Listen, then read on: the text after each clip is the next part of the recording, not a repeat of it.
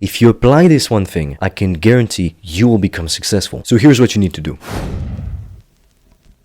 In this video, we are going to watch This If You're Tired of Being Broke by Alex Hormozi. So what should you do step by step if you are sick and tired of being broke, of not having enough money to be able to buy whatever it is that you want to buy? Maybe you want to travel the world, to live the laptop lifestyle, to live a life of luxury and abundance, to dine in the best restaurants in the world, to stay in the best hotels in the world, to give gifts to the people that you love. So if you're broke, where should you start? Should you start by saving money? Should you invest everything in crypto? Should you start a business? Let's find out. To Ivante, the young man who stopped me at the grocery store working 2 jobs with a 1-year-old who asked advice on how to get ahead. I gave you a short answer because I was in a rush and it ate at me. So if you follow me here, maybe you'll read this. What you're going through is tough. Being so young and already having to support a child is not easy, but you'll have the opportunity to become an amazing inspiration in a way I never could. Your success story will become your sermon. That being said, onto the advice. You're going to need to assume that luck isn't real or that it applies to everyone else but you, because the only way you're going to get out of your surroundings is by having something of value that other people want. That's the basics of business. A lot of people, they're going to start a business based on what they want to do, based on what they love, based on their passion. Like let's say they're passionate about yoga, so they think, oh, I'm going to open up my YouTube channel and sell some ebooks for $19 on how to do yoga. Well, guess what? There's thousands, hundreds of thousands of people already doing that. You're not being any different. And also, what problem are you solving? It's not a deep, painful problem that you're solving. If you're selling $19 ebooks, do you know just how many ebooks you will need to sell, how many followers, how many views you'll need to have to start making $10,000 a month, or even just $2,000 a month, an income to sustain yourself? Clearly, if you don't have a huge audience of loyal and dedicated fans, this is not the right way to do things. But the only reason why somebody is ever going to pull out their credit card and to pay you with their own hard-earned money is if you have something of value that they desperately want. And usually what would that be? A solution, a product, or a service to fix their painful problem. Whenever you buy something, you're technically speaking fixing a problem. When you go to the restaurant, to give you an example, the problem that they solve is that you're hungry, you don't want to bother to cook, and you want to eat something tasty. The market thinks that this is worth this much, and so you pay a certain amount of money for that kind of service. Now let's say that you go to a doctor and it turns out you're very sick and you need a life-saving surgery. The surgery is going to cost $100,000. Now how come the surgery is going to cost so much more than the restaurant meal? Obviously because there is a huge difference and the problem that they are solving is clearly not the same. The life-saving surgery is going to solve such a deep and painful problem, and that is why it is extremely expensive. So the more painful the problem is within your market, the more money you will be able to charge for it. Right now, the only thing you have is your time with low skills to trade, which is a hard game to play. You have to trade a lot of it only to get a little. And that is exactly why this is never going to make you rich. A lot of people think that if you want to get rich, you need to work hard. And to some extent, it is entirely true. Obviously, you're trying to achieve the extraordinary. If you want to make 6 or 7 figures a year, or hell, even 8 figures a year, most people, they will never attain that. So you are trying to do something that only the top 1% does. So obviously, you cannot expect to act like 99% of people and get the 1% outcome. You'll have to do what 99% of people are not willing to do. However, trading your time for money is not going to make you rich. Now, to some degree, you will always be trading your time for money. So what do I mean by that? Even if you have passive stock market investments, you'll still need to manage those investments and it will take a couple hours a month. So it's not entirely passive. Or if you have a business and you make millions of dollars, you still need to run your business. So even though at some point you'll reach a level where you simply can hire and delegate other people so you don't have to work 10 hours, 12 hours a day, you will still have to do some kind of work. And that is why true passive income, it does not exist. That's a fairy tale. Now, what happens when you don't have any skills or you don't have any leverage? Leverage can come in the form of hiring other people, so you leverage other people's time and skills, or using machines, automations, or having capital to invest in other projects. But if you are watching this video right now, it might be the case that you have none of those things. The only difference between how much a doctor and a lawyer is paid compared to the average fast food employee, it's their difference in skills. And the lawyer, the doctor, they can solve more painful problems, deeper problems than the fast food employee, and that is why there is such a huge gap in how much they're paid. Now, Alex Hormozi is right, because when you're just getting started, and that's true if you start your own online business, you will typically have to do all of the work yourself. So this means that you will have to trade a lot of your time for money, and only at some point when you start to get some cash in the business, you'll be able to delegate and to hire other people to take care of that process for you. But at the beginning, you'll have to do a lot, and in return, you won't get that much back. Why? Because you have to build all of the momentum yourself. But once you get it going, you'll start to see some results, and then faster,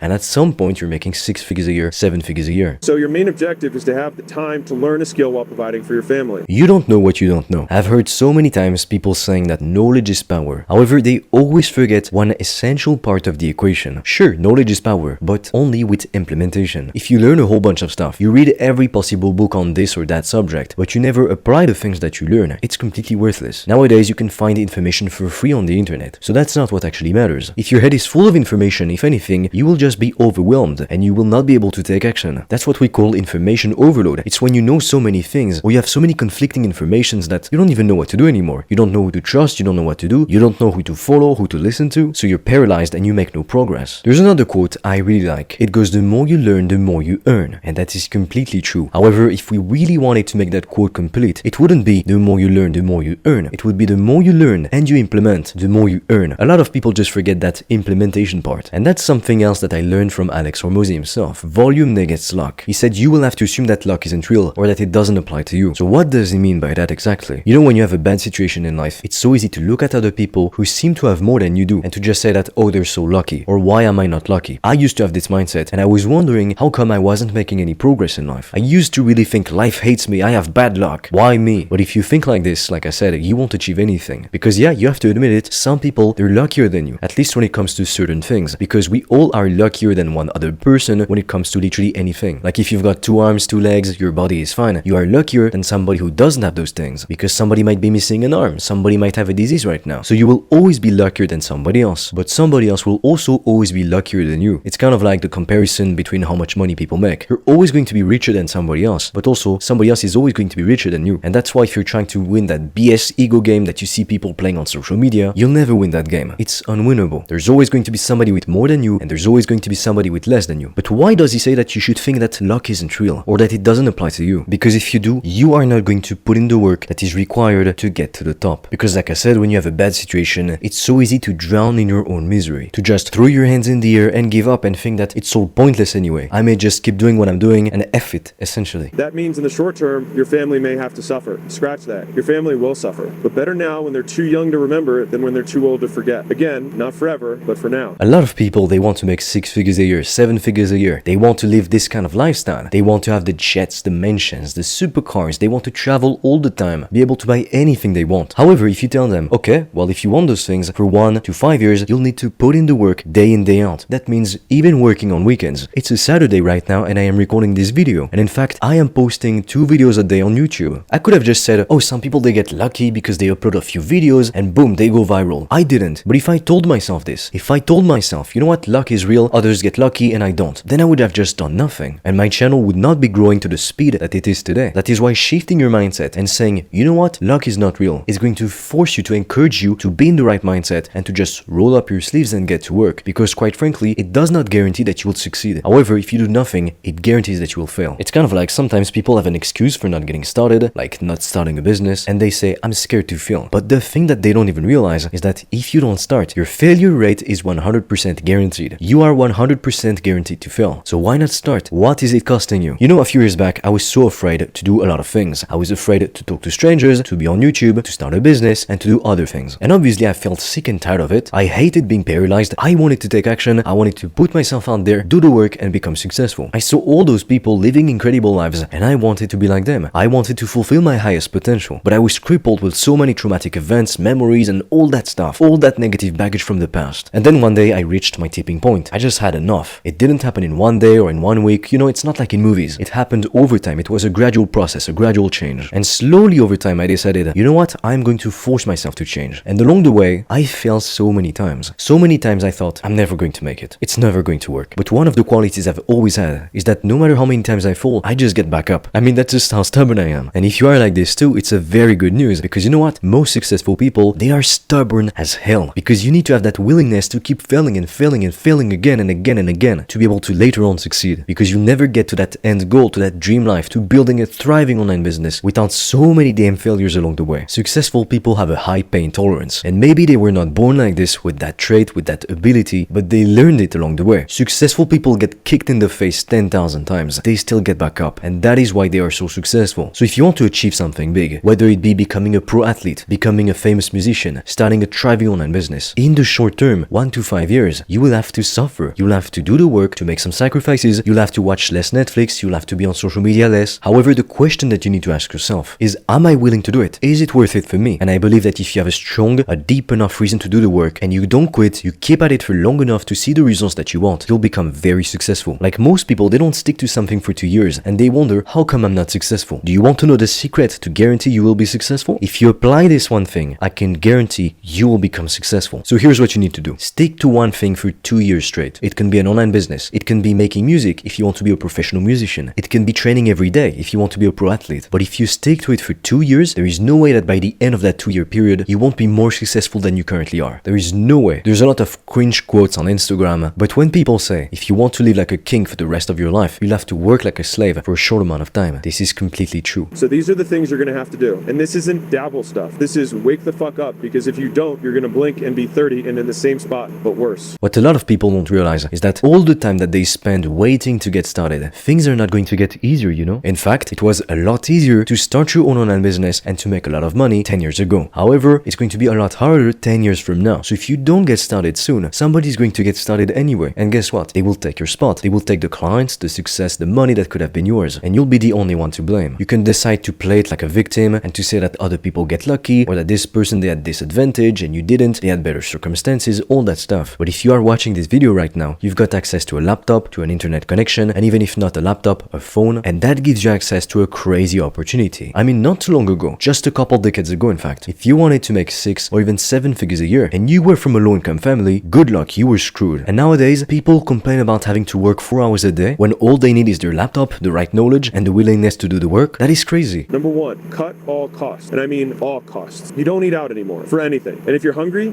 you deal with it. If it's not from a discount grocery store, you don't buy it. Clothing, ha. What you've got is everything you need for the next 2 years. Period. No exceptions. Reuse, trade, or go to Goodwill. You go to work, you go home, and home is ideally with your family. And when I say family, your folks. And if you don't have folks who have got room or a couch or a basement that you can stay at, the worst case is with another family also trying to make it and save. So it's 6 of you, 8 of you, 10 of you in one spot, all splitting it, all of you contributing. And it's going to be as cheap as you possibly can. Number 2, increase your income. You're working 2 jobs. Your free time, I want you to spend applying to other jobs closer to what you want to do. He said he didn't like either of the things that he was doing at that time. So any at-home phone sales job has starter roles that require 0 experience to pay $40,000 a year or more. Do that and work your other job in between. If you can't, drive Uber. If you don't have a car, save up until you do. Now, obviously in this video, Alex Hormozy is responding to a pretty specific type of situation. But a lot of you watching this video right now, you're not going to be in that drastic of a situation. For most of you, you're still in college or you have a 9 to 5 and you don't like that job, you want to quit it. My advice to most people is do not drop out of school or do not quit your job until the money that you make with your business is actually more than the money that you would make with your job anyway. Now, some people, they might say, but I won't have time to work on my business. It's going to take too much time, energy, and resources that I simply don't have. Most people, they spend 2 to 5 hours a day on social media or watching TV. And then you probably have some extra time on the weekends. So I don't think that for most of you, you need to go down this extreme route of literally moving in back with your parents or having to save everything and never buy anything that you want. In my opinion, that is not the goal. There's lots of people on YouTube, they're going to say, if you want to become rich, to make 7 figures, you need to save every penny and penny pinch your whole life. Never buy a Starbucks coffee for $5, like it's a sin. And then invest $200 a month in the stock market for 50 years straight. And if you're lucky, you did everything right. Maybe, when you retire in 60 years from now, you'll have $1 million or 2 in the bank. And then you can finally enjoy life. I don't know what you think, but I want to enjoy my life while I am still young. And sure enough, on the short term, you might have to make lots of sacrifices to be able to do that. I myself am currently in a season of no, at least that's what Alex Hormozy would call it. It's basically a set period for maybe 3 months, 3 years, it depends, in which you set 3 goals and you focus on doing as much as possible to reach those goals. You're not doing anything else, you don't have any distractions, you cut out all the noise and you just focus. The more you do, the faster you will get to the outcome that you want. Work until your fingers bleed because you have no other option. You have no luck. Nothing is going to work out for you. You're not going to catch a break. You're going to have to make it happen. You're going to have to force it. You've got to become undeniable. If you dream of that top 1% lifestyle, you want the jets, you want the vacations, you want to travel whenever you want to be able to spoil your family and friends. Guess what? All of that, it's not going to fall on your lap. No one is going to do the work for you. You know, coming from a low-income family, I realized if I wanted to build a better life for myself, I had to build everything from the ground up, and I had to do everything myself. And like I said, for a long time, I had this mentality of, why do I have bad luck? Why this? Why that? But then one day, I decided to take responsibility for literally everything in my life, no matter what it was. Not everything is your fault, but everything is your responsibility. There is a big distinction between something being your fault and something being your responsibility. When something is your fault, fault, it means that you caused it. It happened because of you. Like if you drove too fast and you hit another car, it's your fault if the accident happened. But it's also your responsibility to deal with it, to deal with the negative consequences of your action. Now in life, everything is your responsibility. It means that you will have to deal with literally everything. If you're not making as much money as you want to, it is your responsibility to deal with it. If you hate your job, same thing. It is your responsibility to deal with it. If you're not in shape or you don't like the way that you look because maybe you're overweight, it is still your responsibility to deal with it. I was like, when I saw you, you were wearing relatively nice clothes. And I wasn't gonna like bash you on it when I saw you, but I want to take the opportunity to say like, you know better.